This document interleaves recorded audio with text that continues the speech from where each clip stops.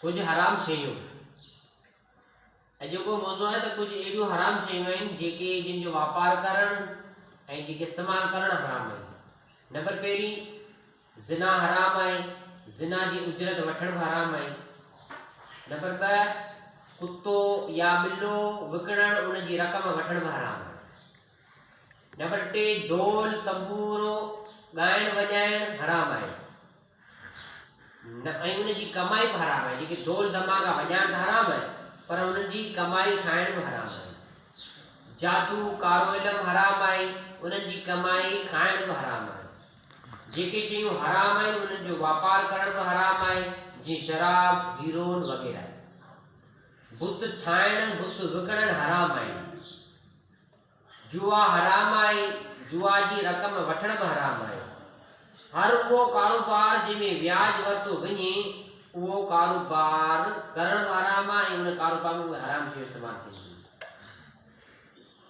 कुरान मजीद की सूरी बकर में 173 नंबर आयत ते अल्लाह पाक इरशाद फरमाए थो, बेशक अल्लाह पाक तव्हां ते हराम कया आहिनि मुर्दार ऐं रत ऐं सूअर जो गोश्त ऐं उहो जानवर जेको गैरुल्लाह जे नाले ते ज़बह कयो वञे थो, इहो तव्हां जे लाइ हराम कयो वियो आहे। तो कुरान मजीद में जेके अल्लाह पाक असांखे हुक्म अहकाम ॿुधाया आहिनि त हे शयूं हराम आहिनि, हे शयूं हिलाल आहिनि, त असांखे हिलाल जे लाइ मुतवजी थियणु खपे, उन्हनि खे इस्तेमालु थियणु खपे ऐं हराम शयुनि खां पासो कयूं। व्याज वठण भी हराम आहे, व्याज ते कर्ज़ वठण भी हराम आहे। त अल्लाह पाक ख़ुवाहिश असांखे हराम शयूं खाइण खां बचाए।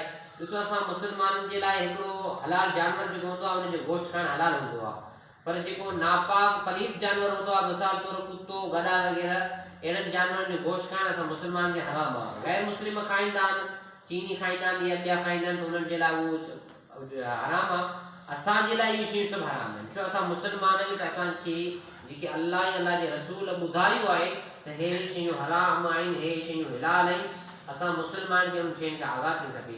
ऐं अॼुकल्ह ॾिठो वियो आहे त हराम हिलाल खे असांजे मुस्लमाननि मिलाए छॾियो आहे। हदीस पाक में त हराम जो ज़रो जेकॾहिं हिलाल में पवे थो त उहो सभु शयूं हराम थी वञे थो। त यानी हराम जो ज़रे जो बि एतिरो गुनाह आहे, एतिरो गुनाह वधीक सख़्तु गुनाह आहे। त अल्लाह पाक ख़ुवाहिश असांखे हराम कारोबार करणु, हराम शयूं खाइणु, हराम जानवरनि जो गोश्त खाइण खां रब पनाह ॾे, रब माफ़ करे असांखे। वाखिर दावाना अल्हम्दुलिल्लाह।